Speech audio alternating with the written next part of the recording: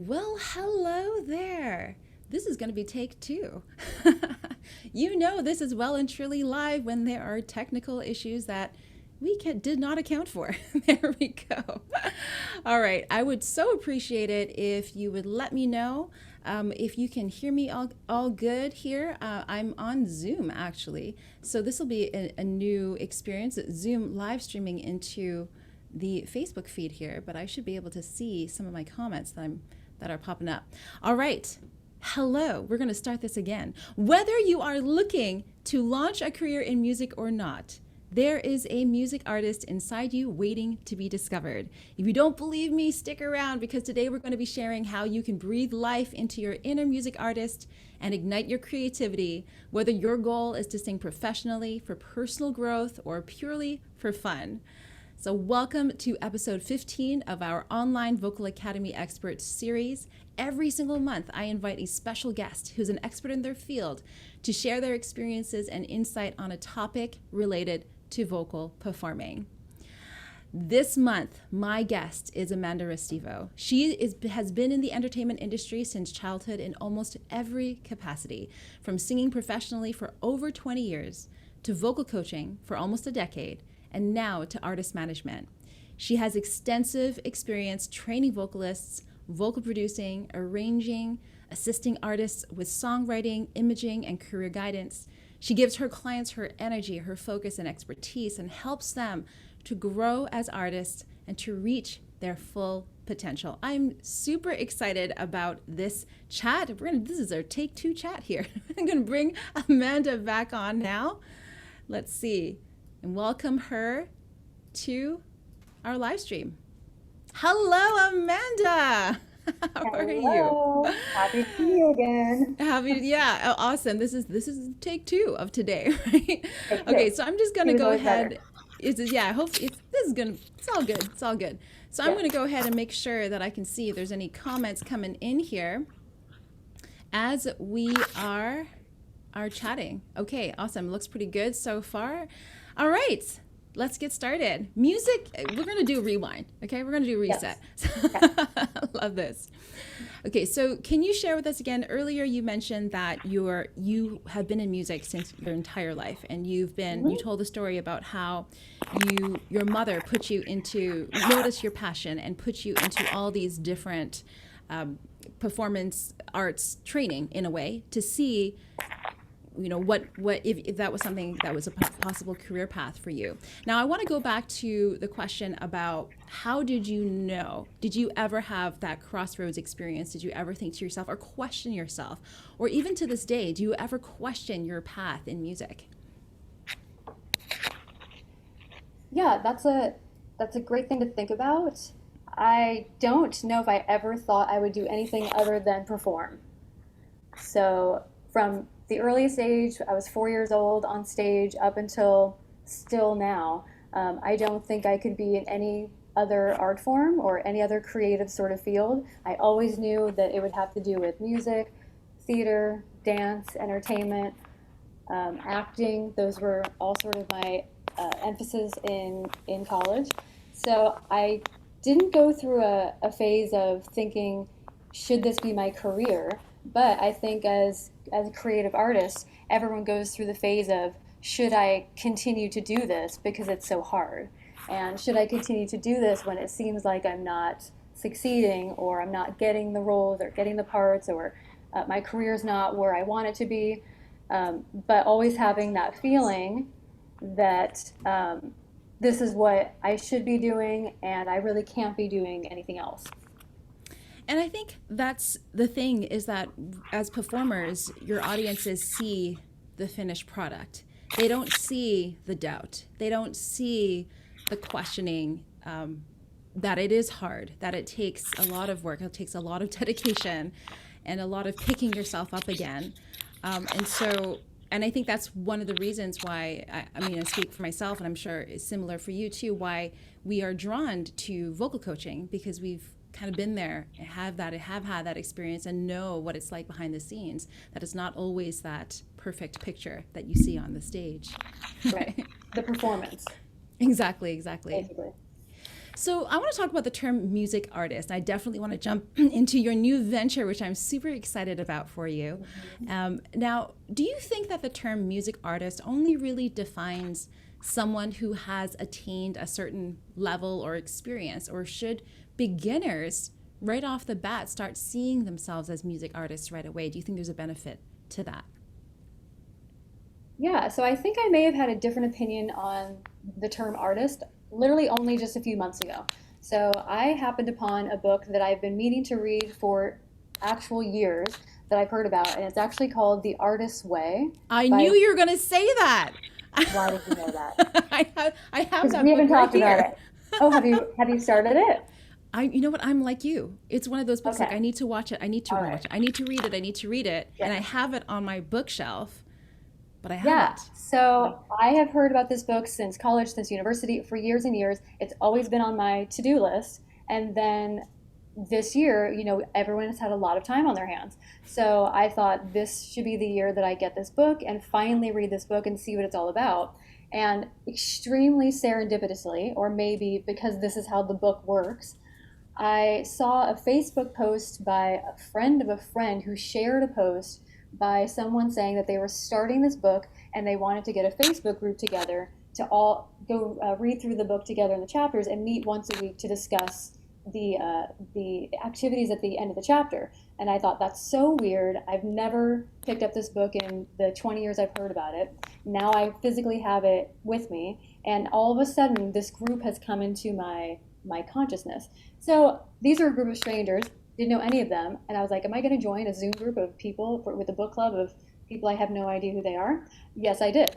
So I did join that group, and that was I think earlier this year. And we met every week, and we went chapter by chapter, and we all talked about the ideas. And I had some preconceived notions, which is kind of interesting because I'm such a creative person. I come from the arts, and I had very sort of staunch views on what I thought an artist was.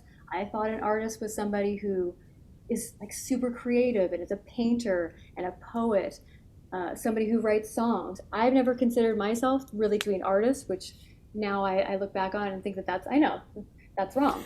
Um, I don't consider myself very creative. So I got a lot of pushback from everyone in the group saying, no, you are an artist, you are creative. What you do is a creative art form. Because I'm like, oh, I just sing other people's work, act other people's work, that sort of thing. So I had a very narrow idea of what it meant to be an artist. And after reading this book, it opened my eyes to not only am I an artist, but everybody is an artist. So literally, we are all creative. Everything we do every day is creative. And I definitely encourage anyone who's watching or listening to get the book, read it, go through it seriously. And I've implemented some of the habits in the book that I continue to do to this day. One is called the morning pages. So I'm sure you've read about the morning pages. I've heard about morning pages in several types of different books, but never quite so clearly. Basically, it's just free writing. You wake up and you free write in a notebook, which I went and bought. So it takes some work. So went and bought a notebook and bought some special pens. And I was like, oh, I don't really like this idea. You have to wake up basically right in the morning, fresh from, sort of your dreams, and you just free write. So I did a little bit of this in acting school, but I did it mostly for character work and working on characters and things like that. This was about free writing, just my own thoughts, the inner monologue without any sort of hesitation. And from that, incidentally, you're supposed to do them every day, and from them you're supposed to get some sort of insight into sort of your inner mind and inner character. And from those writings, I kind of came up with the seed of starting to manage artists. I kind of had the idea in the past, and I had been asked to do it before, but kind of in the writings, it just sort of clarified.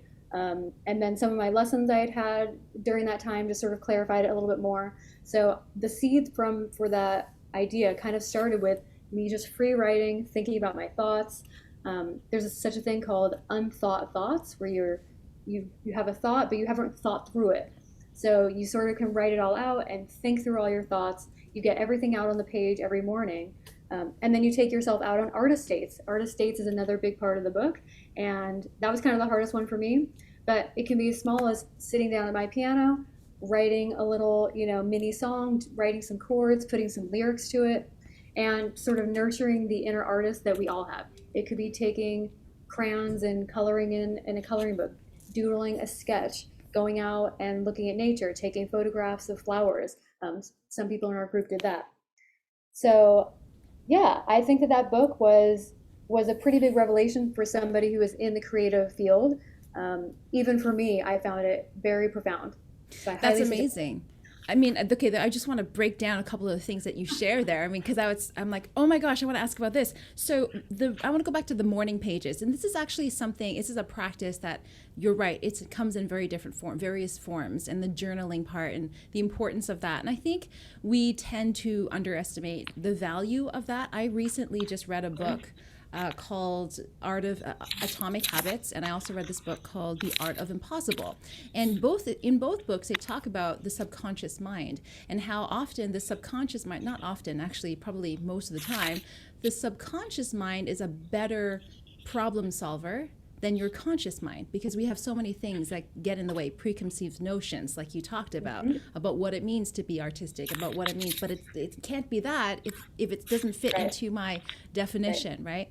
So tapping into that subconscious is, even for problem solving, like you mentioned before, and allowing the ideas to come through. I think that is something we all need to make the effort to do, because we think that's silly. I'm not going to do that. I'm not that. I don't have time for that. I got to Yeah. solve all these problems. I don't have time for that. Right? But actually, oftentimes that if you are diligent about it, you can actually come up with things because you have the knowledge in you somewhere and you're tapping into it. So, how long did you go through this process before you came up with the idea of the realization that you wanted to start managing artists? Um, it took a few months and it's tedious. So it's kind of tedious, boring work, and you don't really think it's going anywhere. You're just kind of writing things. Sometimes it's repetitive. Mostly mine were my dreams because I have very vivid dreams and I remember all of them all the time. So I wrote just a lot of dreams. And then, towards the end of the pages, I would sort of just have these little kernels at the end of like sort of aha moments, little epiphanies, and go, oh, okay, I didn't realize that about this or that about why am I dreaming this thing or why is this, coming up in my thoughts.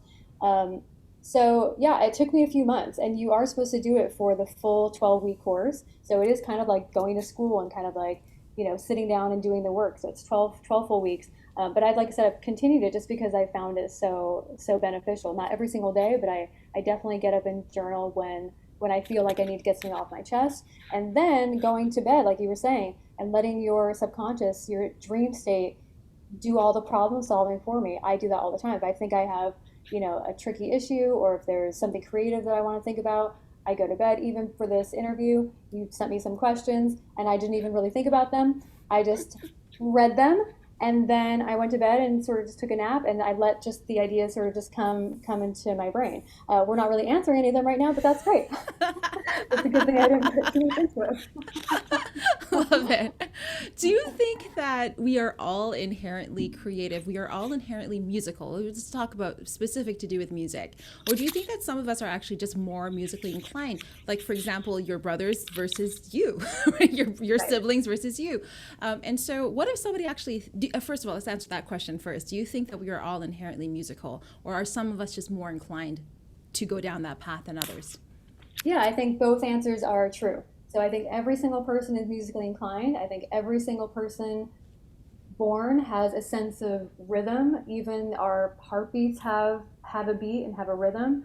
Our blood flows at a certain tempo going throughout our bodies. The world around us has a rhythm.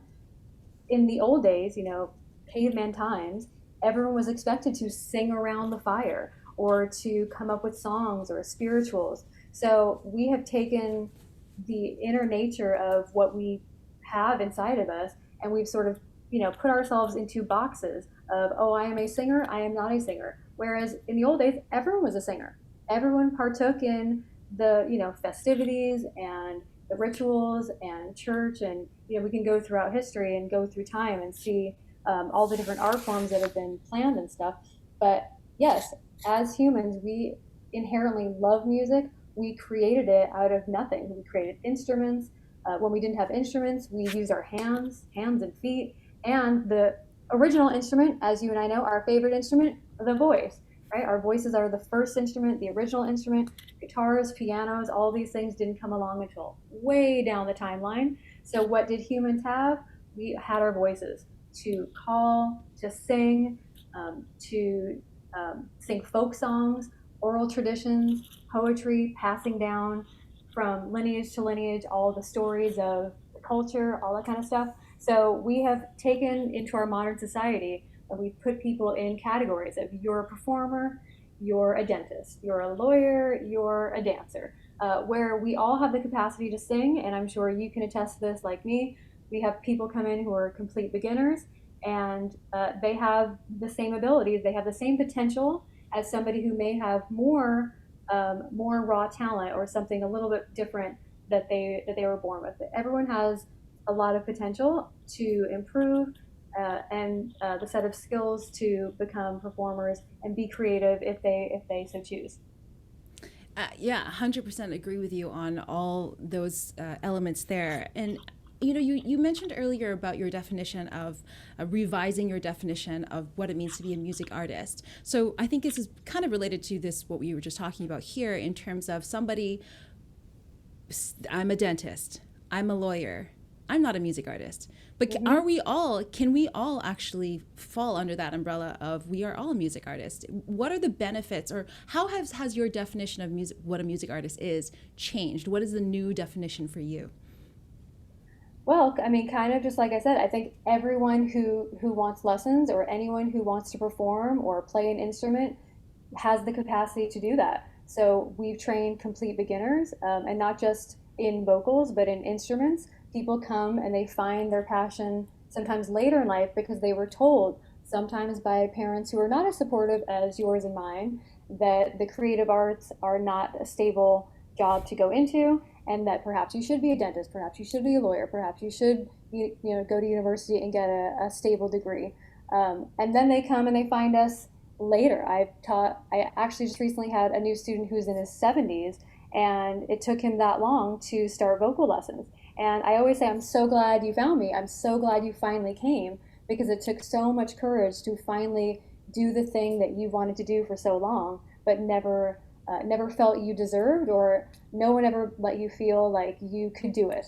So I think, like I said, everyone has the capacity to be artistic in some way. And so we should all, if we have any kind of thought, I guess my takeaway from that is, if you are listening or you're watching right now and you're thinking, I kind of want to become a singer, I kind of want to learn how to sing better, or I kind of want to do, I want to paint or whatever, I want to dance, then it's important that you recognize that you are artistic inherently. You are creative already. You don't have to go to do something to be creative, but listen to that inner voice of yours, because you never know what that lesson could lead to, what that understanding or insight could give you once you start walking this path. And so, I mean, I definitely want to talk a little bit more about your venture for sure. And through word of mouth. So I want to kind of set the scene here. You had this epiphany in a way. You were journaling. We talked about that, your morning pages, a couple weeks or a couple months down the line, and you had this epiphany or this realization that you wanted to do this. So how did you just go, I'm just going to do this. I'm just going to go and do it. Share with us that process of actually deciding to start managing artists, to finding an artist, to now full-fledged managing that artist. To walk us through that process. Yeah, so for me, it was actually pretty simple. I did not have to find an artist found me. So, You so see, it all aligned. It all aligned. an artist found me. So this artist, my artist Hisbe, who is my client now, he and I actually go way back. He is a friend of mine for over a decade. I met him through my sister, and he's a guitarist and a songwriter, and we've known each other for, like I said, over a decade. I've actually been kind of managing him for about 10 years anyway, because all the things that I am sort of doing for him now, plus a lot more, I was always sort of helping him out with. So I was helping him choose music, photos, listening to his songs, helping him choose, songs that may be more appropriate, lyrics, things like that. Sort of being his hype person in a way. But he lived in New York City, so he lived pretty far away, and so I knew that in order to be a manager of somebody, you have to be pretty close to them. You have to have a lot of contact.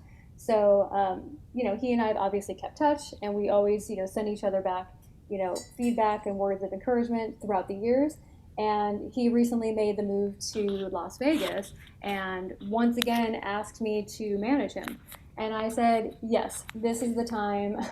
This is the time I can do it. You're close enough. Vegas for me, I'm in California. It's only a 4.5 hour drive. So everything aligned. So I feel like everything I've learned in the 10 years I did not manage him, everything I've learned in those 10 years has set me up to manage him now because I would not have been ready 10 years ago, like at all. So I am just now ready, like I said, putting all the pieces of all the different careers I've had, all the different jobs I've had, working for you, living in Asia, all those sorts of things, putting them all together, and now it's in this one sort of business that I've sort of created that is all of the things that I can do for my clients as opposed to just one thing. So I do so many things on a daily basis with my clients. One lesson, I'm helping somebody choose wardrobe for a show. The next lesson, a student has an audition to get into university. I'm helping her choose songs and repertoire for that. Another lesson, somebody's asking me health-related questions about the voice. So we wear so many different hats as a vocal instructor. It's hard to put us into a box and qualify us in one certain way. We do so many things in a lesson that maybe other instrumentalists don't do.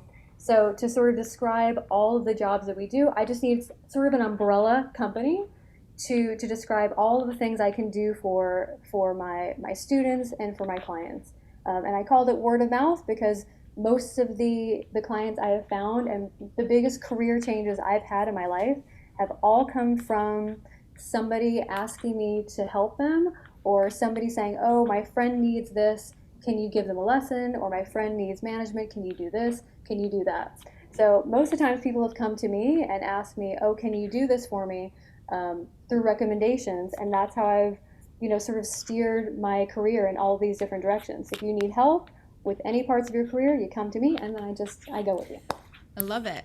As a manager, what are some of the qualities that you're looking for in an artist? Are you actively looking for artists right now? Could there be an artist out there listening and watching and can connect with you? Absolutely. There's always someone in the future. So now that I'm a whole company, so for now I have one client who is taking up all of my time. We are in, as they tend to do, we are in near constant contact. So typically, when you are an artist manager, you have 1 to 2 to 3, maybe 4 clients. Usually have a very small amount because so much of your time is consumed with helping them. And if you have too many clients, unlike an agent or an agent management company, you can have lots of different clients because you're just sending them out for jobs. This I am working with the entire artist from top to bottom. You're basically the CEO of that artist, so just decisions big to small. There's nothing too big and nothing too small that we're working on. We're working on wardrobe to record deals. So today I drafted a few emails to a few record companies that I'm going to submit him for. And then he sent me a video of him playing the guitar in the studio. So it goes from, like I said, the biggest to the smallest, but they definitely take a lot of time. So for now I'm focusing on one, but if there's definitely somebody who comes into my sphere that I feel like I can take on next, absolutely. So what are the qualities? So the qualities. So the thing that drew me to saying yes to the client I have now, was his pure obsession with music, and finding someone with that laser focused drive. So even though I've known him for, like I said, 10 years, he has never wavered in his goal and in his desire to be in music. So where some people may fall off, or they may go, oh, this thing is way more interesting, I think I'm going to go down this path. Totally fine. Some people change gears. Some people have kids and they decide, oh, my whole life now I want to focus on raising my children, things like that. Everyone splinters off in different directions. And so the thing that drew me to him was that I just knew that he wasn't going to stop. So I was like, well, I may as well help you then. So if you're going to do this, let me help you as much as I can. Because watching from afar was difficult. So that was kind of why I said yes. If he didn't have focus, if he didn't have discipline, talent, obviously, but a good work ethic, great character, things like that. If he didn't have all those things, I wouldn't trust him to follow through. You have to be extremely organized. You have to deliver all the things I ask him to do. He has to send me this. I need this now. You have to have a lot of organizational skills, be very diligent. So you can't just be, sort of this flighty, flaky type of artist that you see in movies all the time, where people are chasing after them. Yes, you do see that as well, but there is a huge amount of discipline to make it in the music industry, or even not to make it, just to sort of be a part of it and to gig and to perform and make that your lifestyle. So a lot of things go into it: talent, discipline, work ethic, good character, someone who I want representing me as well as me representing them, similar mindsets. Those are the things I'm looking for. That's amazing. I think that what's interesting is that you didn't say, oh, they have to sing well or they have to have a good style. But the Yeah. number one thing is focus, because you can learn to sing well. Yeah. You Yep. can learn to develop your style. Definitely. That comes with Yeah. self-awareness. That comes with just gigging, doing, Yeah. and that comes with that discipline and focus. And that Yeah. you're absolutely right. I mean, it's sometimes, I mean, we work with a lot of artists in here as well, in Asia as well. And the industry in Hong Kong is, I think, you're a singer, but you're not really just a singer. You're also a brand Yes. representative. You're also an actor. You're also a TV host. You're also this and you're In that. Hong Kong, yes, Yes. definitely. You're wearing different things, and Yeah. so it can be like, okay, I want to focus here, but the jobs are coming at me here, so I'm going to go Right. that direction, and that can dilute your attention and your focus. And at the end of the day, you have to decide what it is that you want. So I love that you said, I'm looking for somebody who's focused, who Right. will not give up. And that's who, because, that is 90% of the battle, really. 100%. I have students right now with so much talent, and a lot of them don't come to their lessons regularly. And I go, okay. And then I have a student who is almost on their 200th lesson with me. I mean, just insane. Just since I've been back, teaching in California. So there's a work ethic, and there's those students who don't skip a day. They're putting in the work. They're putting in the time. They may not have gotten, the blessed with the most talent or the most raw talent, but their work ethic can put them to the top of the stack just by putting in all their practice and their due diligence. So that definitely 100%. means more. It definitely does. Yes, absolutely. And it's all that power of the habit, power of habit and incremental change, day in, day in, day in and day out, constantly Hmm. doing it, and you will get to where you want to be. It's inevitable. Definitely. I want to know, before we wrap up here, what is the bigger vision or impact that you want to have through word of mouth music management? Yeah, so kind of what I said, I wanted it to just be this umbrella company that would just encompass all of the things I want to do for my clients and students. So I have come to describe myself as, I am in the business of helping people. That's it. I'm just in the business of helping people. So I always start my lessons with new clients or students. What do you need my help with? How can I help you? Why are you here? What do you need? So whether it's I need help with, career direction, I need help choosing repertoire, I need, help uh, figuring out what college to go to, I need help figuring out how to songwrite. Do these lyrics sound good? Is this melody okay? What should I wear? What different college should I go into? So all of the different decisions that clients can make or students can make, I just want to be there to help them make them, and because I went through most of them myself, so I just want to give them all of my firsthand knowledge of what I did with my career and help them sort of in the best way possible. So I just needed, like I said, an umbrella sort of company to get people to understand that I can help them in multiple different facets and not just vocally. Of course, vocally is also the main topic, vocal coaching, vocal producing, all that kind of thing. But the whole person and the whole career, mind and body. Because as you know, I teach yoga, so for me, it's the voice, it's the body, it's the mind, it's the breath. It's all connected. The mentality and the psychology behind coaching and the psychology behind being an artist is also really important. Confidence building, all of those things are really important components to being a good coach. So I all of love those things. it. Thank you so much for your time. This has been amazing. We are not done yet, of course. But real quick, what's the best way that people can, watching right now, either watching live or watching the replay, can get in touch with you and get connected with you? So I'm all the places everyone is, Facebook, Instagram, not on TikTok. My artist is on TikTok though, so you can find him there. So the company is called Word of Mouth Music Management. My name is Amanda Restivo, so you can find me on Instagram that way. But for clients or for potential students, word of mouth management, music management is probably the best way. Instagram and Facebook.